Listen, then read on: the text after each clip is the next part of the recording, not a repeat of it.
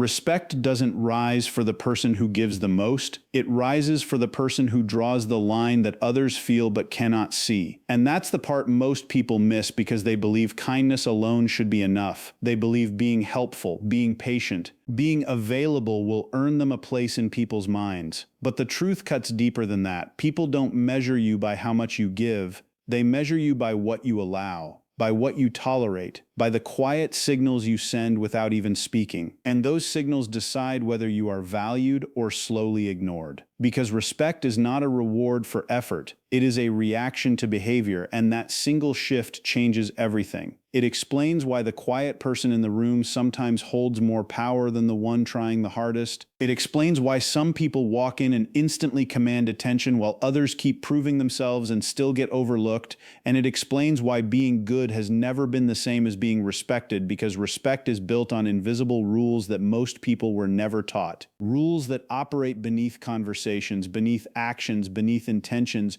Rules that decide who gets heard and who gets dismissed, who gets remembered and who gets used. And once you start seeing those rules, you can never unsee them again, because suddenly every interaction begins to make sense. Every moment of being talked over, every time someone took you for granted, every time your time felt less important to others, it all connects back to a few powerful behaviors that shape how people respond to you without them even realizing it. And here's where it becomes uncomfortable but also empowering, because the same behaviors that cause people to overlook you are the ones that can flip everything in your favor. Not by changing who you are at your core, but by changing how you present your value to the world. And most people get stuck because they keep trying to earn respect through effort, through over-explaining, through over-giving, through staying available, hoping that one day it will be enough. But it never becomes enough, because respect doesn't grow from how much you try, it grows from how clearly you define your limits, from how calmly you stand by your decisions, from how willing you are to walk away when something doesn't match your worth. And that's where everything shifts, not loudly, not dramatically, but quietly, in the way people start listening more, in the way interruptions fade, in the way your presence begins to carry weight without you forcing it. And this is not about becoming cold or distant. It's about understanding a deeper truth that most people overlook, that respect and approval are not the same thing. Approval comes when you please others, but respect comes when you stop needing to. And the moment that difference becomes clear, your entire approach to people changes, because you stop chasing reactions and start controlling signals. And in this video, that is exactly what will unfold step by step. Not vague ideas, not surface-level advice, but 4 specific behaviors that quietly reshape how people see you. Behaviors that are simple on the outside, but powerful in impact. Behaviors that shift your position in any room without you raising your voice or proving your worth. And each one builds on the other, creating a chain reaction that most people never tap into. Starting with the one habit that instantly lowers your perceived value without you noticing it. Moving into the boundary that changes how people treat your time. Then revealing the hidden pattern behind approval seeking that keeps people stuck. And ending with the one move that signals strength without a single word. And as these unfold, something else becomes clear. That respect was never missing. It was simply responding to signals you didn't know you were sending. And once those signals change, the outcome changes with them. And that is why staying until the end matters, because each behavior completes the next, and missing one keeps the pattern incomplete,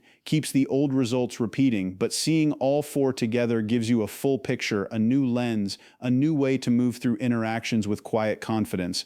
And by the end of this, you won't just understand why people act the way they do around you. You will understand how to shift that without force, without conflict, without losing yourself in the process. And that's where real change begins, not in trying harder, but in moving differently. So if you're ready to see what actually creates respect beneath the surface, and how small changes in behavior can create big shifts in how people respond to you, then stay with this until the end, because what comes next might change the way you handle every interaction from this point forward. And welcome to the channel where we break down human behavior, hidden patterns, and the quiet shifts that change everything. Subscribe now and stay connected for more insights that help you take back your power and move through life with clarity and control. There's a quiet pattern that keeps repeating, and it doesn't look dramatic from the outside, but it slowly shapes how people treat you in ways that are hard to ignore. Conversations where your words get cut off before you finish, moments where you finally speak but no one really listens, situations where your time feels flexible to others but never to you, and the strange feeling that no matter how much you show up for people, they only seem to show up when they need something, not when it matters to you, not when you need the same energy back, and it doesn't happen all at once. It builds slowly, small moments stacking on top of each other until one day you notice something uncomfortable. That your presence feels lighter in rooms where it should feel stronger. That your words carry less weight than they should. That your kindness is expected but not respected. And the more you try to fix it by being better, by being more understanding, more available, more patient,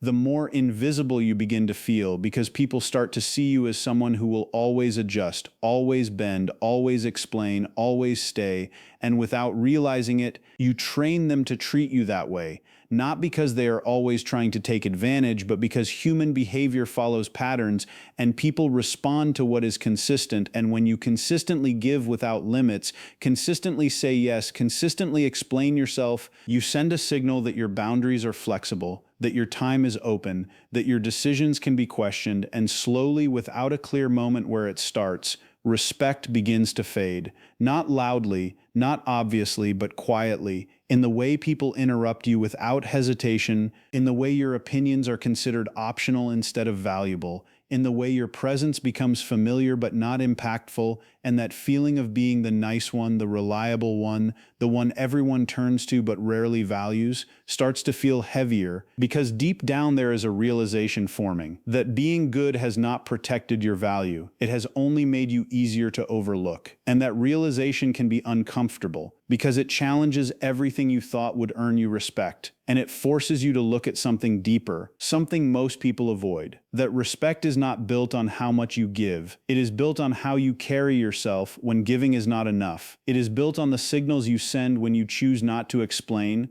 when you choose not to agree, when you choose not to stay. And this is where the shift begins, not in changing who you are, but in understanding what actually creates weight in your presence, because respect has never been about being liked. It has never been about being the easiest person to deal with. It has always been about boundaries and presence, about what you allow and what you quietly refuse. And once that becomes clear, the focus changes. You stop trying to earn reactions and start controlling signals.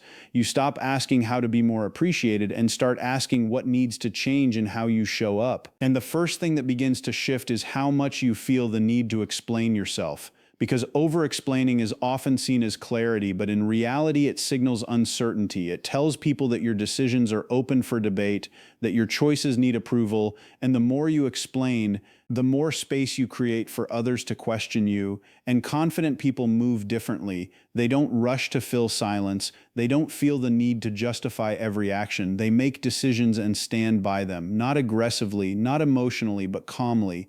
And that calmness carries weight, because silence, when used intentionally, creates presence. It forces people to adjust to you instead of you adjusting to them, and it shifts the dynamic in subtle ways where your words start to matter more because they are not constantly being offered, and your decisions feel stronger because they are not constantly being defended.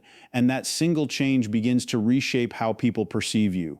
But it doesn't stop there, because boundaries are not just about what you say, they are about what you accept. And one of the clearest signals of low value is the inability to say no. Not because you don't want to, but because you feel guilty doing it, because you feel like you might disappoint someone, or create tension, or lose connection, and so you say yes even when you don't want to, even when it costs you time, energy, and focus. And every time that happens, a pattern is reinforced, a message is sent that your limits are flexible, that your priorities can wait, that your comfort comes second, and people respond to that, not always consciously but consistently, and over time, your yes loses its meaning because it becomes expected, and the shift begins when you start saying no without over-explaining, without apologizing for having boundaries, without feeling the need to soften it to the point where it loses its strength, because a clear no is not rejection. It is definition. It defines your space, your time, your priorities, and it filters how people interact with you.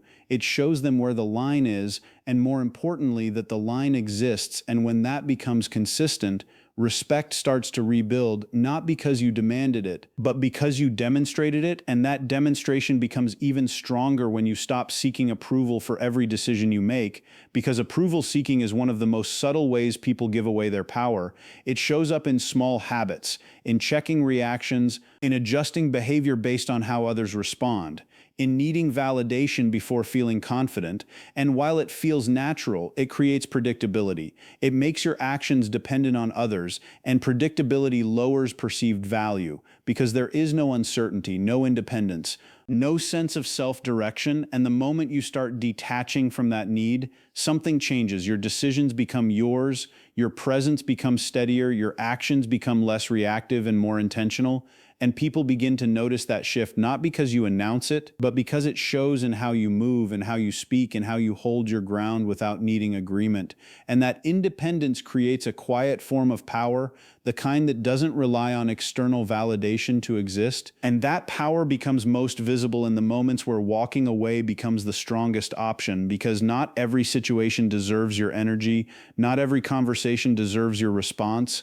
Not every person deserves continued access to you, and the ability to step back without creating drama, without needing to prove a point, without needing the last word is one of the clearest signs of self-respect, because it shows that your value is not tied to winning every interaction. It is tied to choosing where your energy goes. And when people see that you are willing to leave, willing to disconnect, willing to move on without resistance, something shifts in how they perceive you, because it removes the assumption that you will always stay, always adjust, always tolerate. And that assumption being broken creates space for respect to grow again. Not forced, not demanded, but naturally as a response to the signals you now send. And as these behaviors begin to align, something deeper starts to form, a new identity, not based on trying harder, but on moving differently, where you no longer feel the need to prove your worth in every interaction, where your presence carries weight without constant effort, where your boundaries feel natural instead of forced, and where your decisions reflect clarity instead of uncertainty. And that shift is not loud. It doesn't require big announcements or dramatic changes.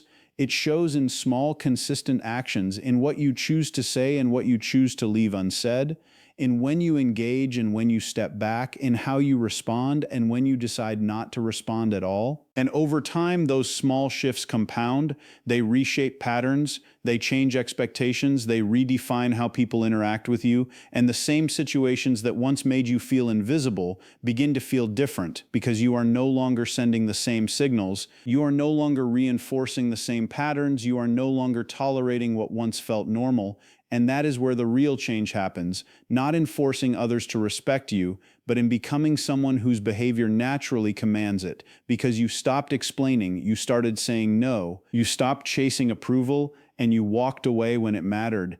And without needing to say it out loud, everything around you begins to respond to that shift, because people don't just listen to words, they respond to patterns.